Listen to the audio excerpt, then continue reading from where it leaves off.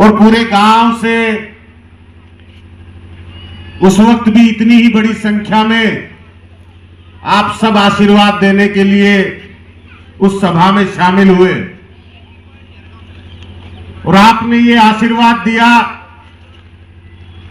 कि जरूर जो संघर्ष तुम कर रहे हो, जो काम तुम कर रहे हो, इस काम को आगे बढ़ाओ और मजबूती से गांव के साथ मिलकर गांव का नाम लेकर इस विधानसभा चुनाव में कूदो और इस विधानसभा चुनाव में लड़कर गांव का नाम रोशन करो और फिर अच्छे काम करो। बीच में ऐसा दौर आया कि चर्चाएं चलने लगी कि भाई आम आदमी पार्टी गठबंधन कर रही है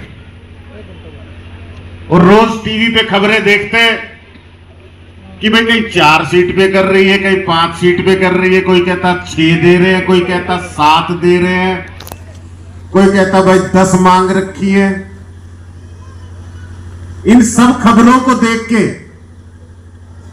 आपके भी मन में सवाल उठता होगा कि भाई चुनाव लड़ेगा कि नहीं लड़ेगा हमारा बेटा। जो मेरे साथ में ये लोग मेहनत करते हैं, जो साथी अपना घर छोड़ के लगातार गांव-गांव जाके मेरी मदद करते हैं, गांव में प्रचार करते हैं और इस बदलाव की लड़ाई को मजबूत करते हैं, इनको भी डर लगने लगा, इनका भी हौसला टूटने लगा कि भाई अब ये क्या होगा, गठबंधन हो गया तो चुनाव लड़ेंगे नहीं लड़ेंगे। लेकिन आपका आशीर्वाद, बाबा खेमदास महाराज की कृपा और ऊपर वाले की नजर ये ऐसी थी, इसका ऐसा कमाल था कि जिस चीज को हम भी एक बार छोड़ने को तैयार थे कि भाई चलो कोई बात नहीं, हमारी पार्टी ने इतना मान सम्मान दिया है, इतना कुछ दिया है, आज पूरे देश न पूरे प्रदेश में नाम दिया है, तो एक बार को हमें त्याग भी करेंगे, जो पार्टी का फैसला होगा उस पर विचार भी करेंगे। लेकिन ऊपर वाले को यह मंजूर नहीं था, आपके आशीर्वाद को यह मंजूर नहीं था, आप सबकी उम्मीदों को यह मंजूर नहीं था कि ये हो। नतीजा क्या है? नतीजा यह है कि आज आपके बेटे को टिकट मिली है और चुनाव लड़ने का आदेश मिला है। आज से मैं आप सबका आशीर्वाद लेके इस चुनाव को लड़ने जा रहा हूं। अब तो कोई कोर कसर नहीं आपके आशीर्वाद में कि जब इस मैदान में उतर गए तो लड़ाई तो ऐसी लड़ेंगे कि आने वाले समय में पूरा महेंद्रगढ़ याद करेगा कि भाई हां, भवानिया गांव का लड़का उठा था और उसने चुनाव लड़ा था। आपका सर कहीं झुकने नहीं देंगे। 2 साल पहले जब पहली सभा में आया था, तब आपको याद होगा कि उससे पहले मेरा ज्यादातर समय जो है वो बाहर बीता है, तो मुझे कोई जानता भी इतना नहीं था, पहचानता भी इतना नहीं था, नाम भी इतना नहीं था।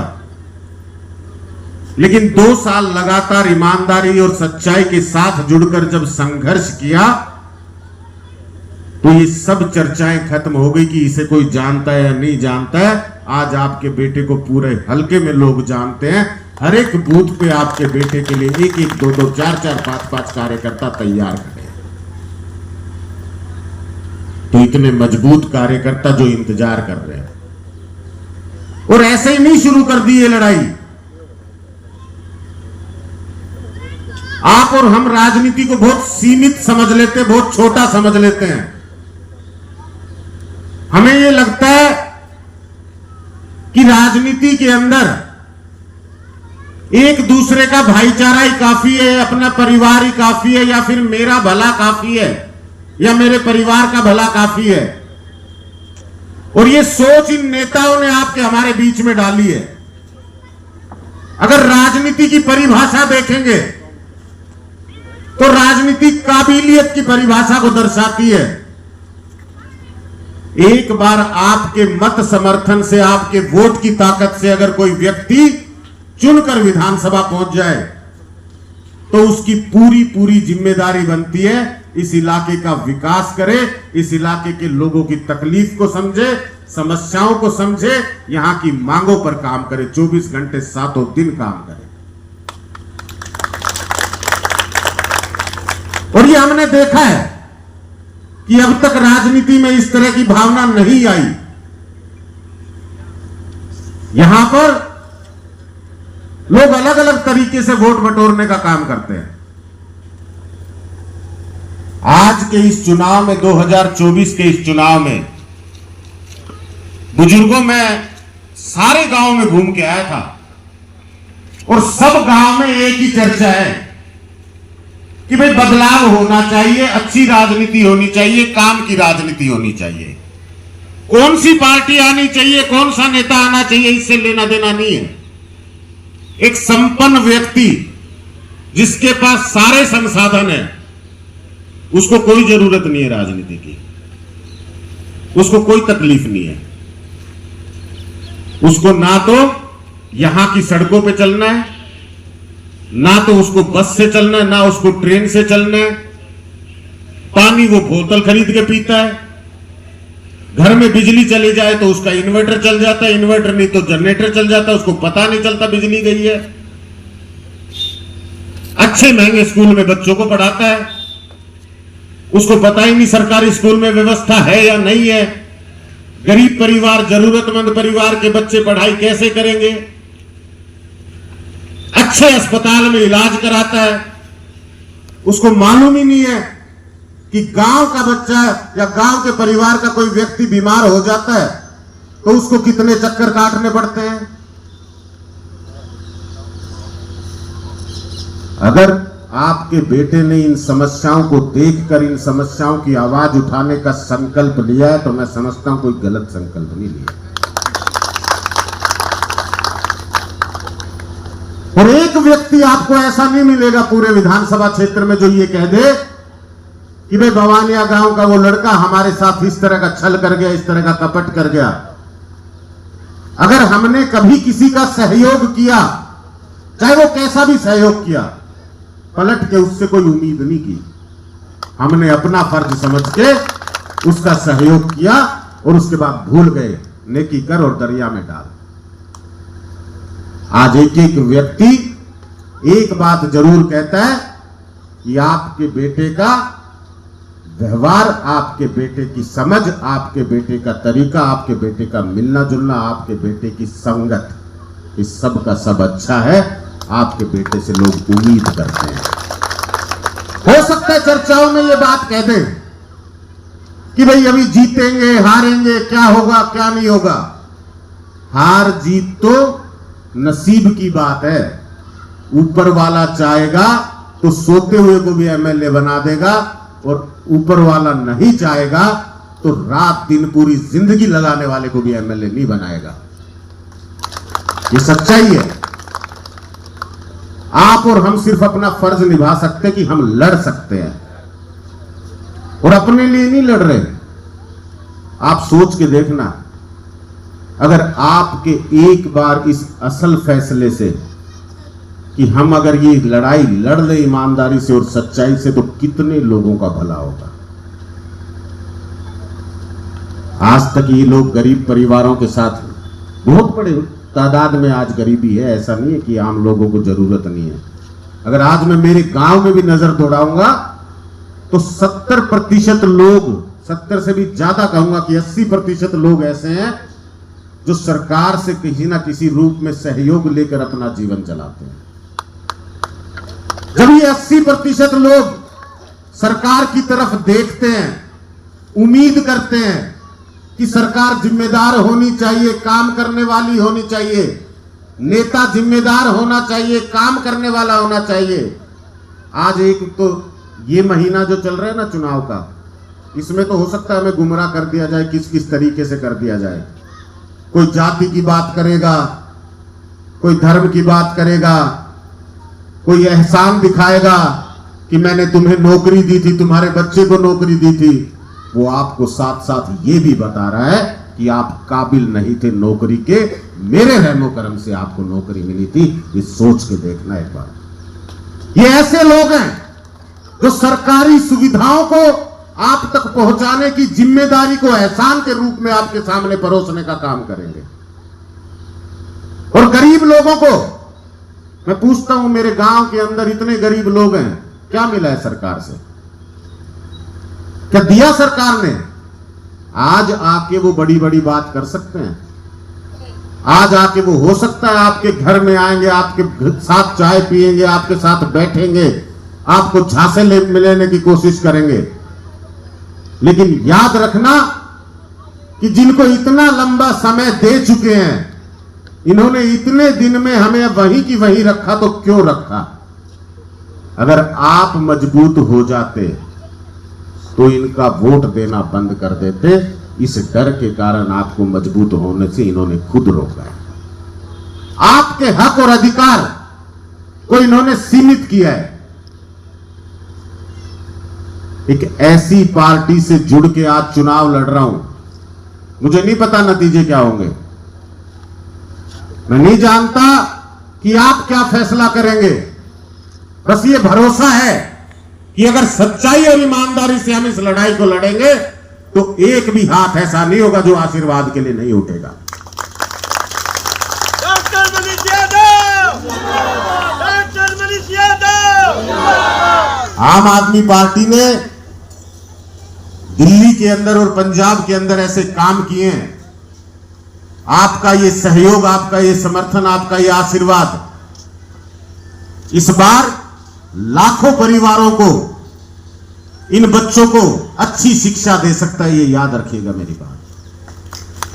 आपका ये आशीर्वाद एक एक व्यक्ति को अच्छा इलाज दिला सकता है और मुफ्त इलाज दिला सकता है। दिल्ली और पंजाब में हमारे खूब साथी, हमारे गांव के खूब मेरे भाई नौजवान साथी हैं जो दिल्ली जाते हैं, पंजाब में काम करते हैं। उनसे पूछिएगा कि वहां पर किस तरह के स्कूल बनाए हैं, वहां किस तरह के अस्पताल बनाए हैं, वहां मुफ्त में अच्छी और शानदार शिक्षा मिलती है कि नहीं मिलती, वहां पर मुफ्त में इलाज और अच्छा इलाज मिलता है कि नहीं मिलता। 24 घंटे बिजली हर परिवार को मिल सकती है आपके इस आशीर्वाद से, आपके इस साथ से। और उसमें गरीब परिवार को 200 यूनिट तक मुफ्त बिजली मिल सकती है, जिससे वो अपनी गरीबी से लड़ सकता है, मजबूत हो सकता है।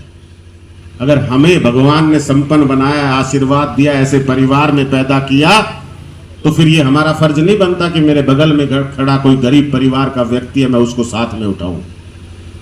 बनता है कि नहीं बनता? तो इस लड़ाई को इसी सोच के साथ लड़ना शुरू किया था और इसी सोच के साथ लड़ेंगे।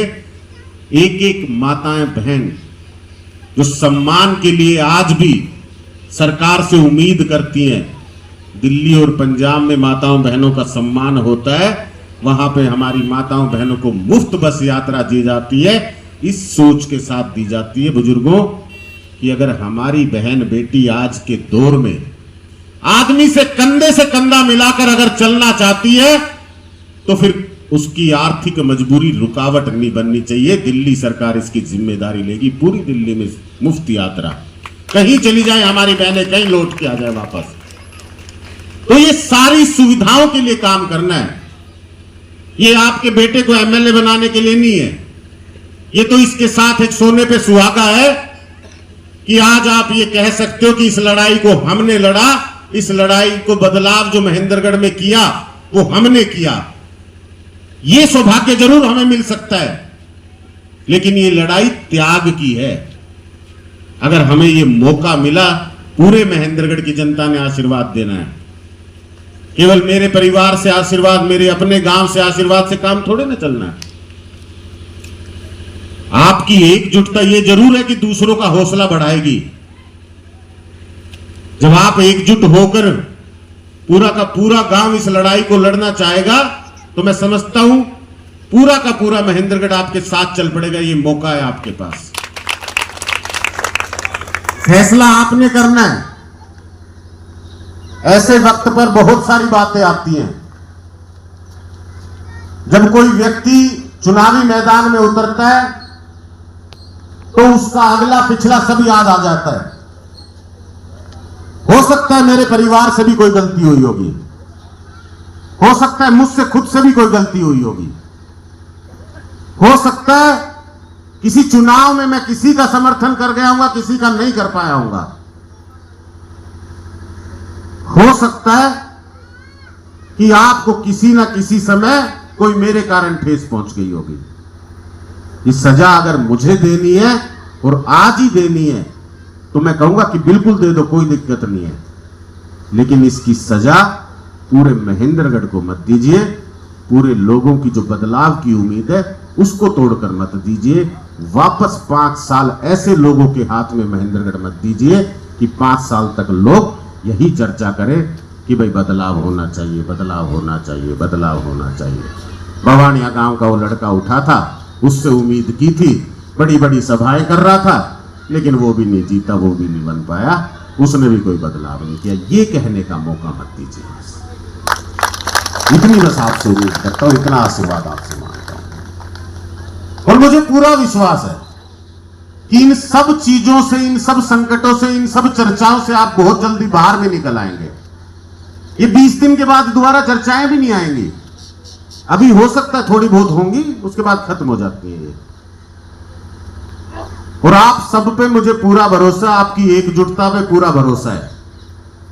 आज आपका आशीर्वाद लेके इस पूरे चुनाव के अंदर गांव गांव जाने का काम शुरू कर रहा हूं और ये चाहता हूं कि आप सब भी मेरे साथ में गांव गांव चले, इस बदलाव की लड़ाई में अपना योगदान दे, अपना सहयोग दे, अपना आशीर्वाद दे।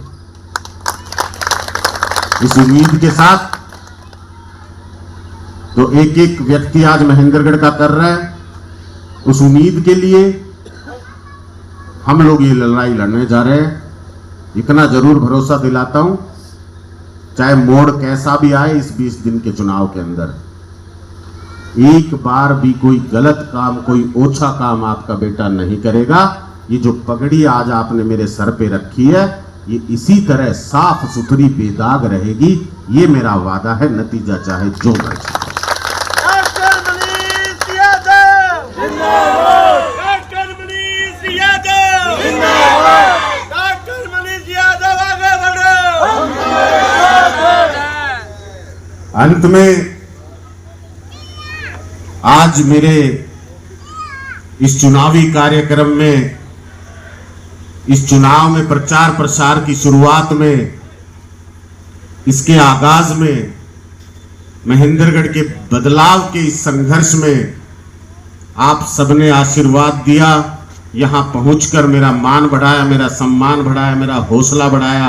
उसके लिए आपका दिल की गहराई से शुक्रिया करता हूं, धन्यवाद करता हूं, आभार व्यक्त करता हूं। जाने अनजाने में कोई गलत बात मुझसे निकल गई हो तो आपका बेटा हूं, आपका भाई हूं, मुझे माफ करना, हाथ जोड़कर आपसे माफी मांगता हूं। और अगर मेरी बात सही है, अगर मेरी बात सही है तो माताओं, बहनों, बुजुर्गों, नौजवान साथियों, बिना सोचे समझे आप सबका आशीर्वाद मांगता हूं, आप सबका सहयोग मांगता हूं। बहुत बहुत शुक्रिया। चुनाव का आगाज किया, किस तरह से देखते हैं? देखिए, ये चुनाव एक बड़े बदलाव का चुनाव है और मेरा गांव एक ऐतिहासिक गांव है। इस विधानसभा क्षेत्र में हमारे गांव ने हमेशा सकारात्मक बदलाव में अपना बड़ा योगदान दिया है। आज मैं जिस तरह से आप देख रहे हैं, इतनी बड़ी तादाद में बुजुर्ग, माताएं, बहनें, नौजवान साथी सबके सब एकजुट होकर इस सभा में एकत्रित हुए और सबने ये फैसला किया कि बिल्कुल इस बदलाव की लड़ाई को लड़ना चाहिए और हम सबको साथ मिलकर लड़ना चाहिए। तो मैं समझता हूँ कि जो हौसला आज गांव ने बढ़ाया है, जो हमारी माताओं बहनों ने आशीर्वाद दिया, बुजुर्गों ने आशीर्वाद दिया है, तो जिस संकल्प और जिस बदलाव के लिए हम लोग इस सफ़र में निकले थे, वो तय है कि इस बार इस विधानसभा चुनाव में महेंद्रगढ़ में आम आदमी पार्टी, हमारी ये जो सीट है, ये सबसे पहली सीट होगी जो आम आदमी पार्टी की खातिर। डॉक्टर साहब, किस तरह का रेस्पॉन्स, आप विभिन्न गांवों में घूमने जा रहे हो, वोटों की अपील कर रहे हो, किस तरह का रेस्पॉन्स? देखिए, टिकट मिलने के बाद अब ये दौरे की शुरुआत है। आज हम अपने ही गांव से इसकी शुरुआत को करने जा रहे हैं। आज यहाँ सब बुजुर्गों का आशीर्वाद लिया, माताओं बहनों का आशीर्वाद लिया है और जिस तरह हम पिछले लंबे समय से गांव जाके अपनी विचारधारा का प्रचार प्रसार कर रहे थे और जो समर्थन मिल रहा था, उसको याद करता हूँ तो मुझे पूरा भरोसा है। जिस उम्मीद में महेंद्रगढ़ इस समय बिता रहा था, जिस उम्मीद में महेंद्रगढ़ ने ये संघर्ष किया है, इस समय को बिताया है, अब वो समय आ गया है, तो पूरा आशीर्वाद, पूरा समर्थन मिलेगा महेंद्रगढ़ में। अब ये विकल्प जो है इस बार जीतकर आम आदमी पार्टी की। डॉक्टर साहब, किन मुद्दों को लेकर आप जनता के बीच जा रहे हैं? क्या मुद्दे हैं विशेष जो महेंद्रगढ़ी जनता अपील कर रही है? देखिए, महेंद्रगढ़ में सबसे पहले तो 45 साल से जो पिछड़ापन है उसको दूर करने के लिए जनता जो है वो बार बदलाव की बात करती है। तो महेंद्रगढ़ में यहाँ के जिला मुख्यालय की बात करें, यहाँ पर उद्योग की बात करें, जिस तरह से IMT परियोजना जो 13 वर्ष से लंबित है, यहाँ की मूलभूत सुविधाओं में चाहे वो स्कूल अस्पताल की बात करो, सड़कों की बात करो, बिजली पानी की बात करो, इन सब व्यवस्थाओं को सुधार कर महेंद्रगढ़ को विकास की दौड़ में दूसरे जिलों के बराबर लाना और विकास में आगे पहुंचाना, यही हमारा मकसद है। इसी मकसद के साथ यहाँ के युवाओं को रोजगार दिलाना, माताओं बहनों को सम्मान दिलाना, कानून व्यवस्था अच्छी बनाना, इन सब व्यवस्थाओं के लिए काम करने के लिए चुनावी मैदान है।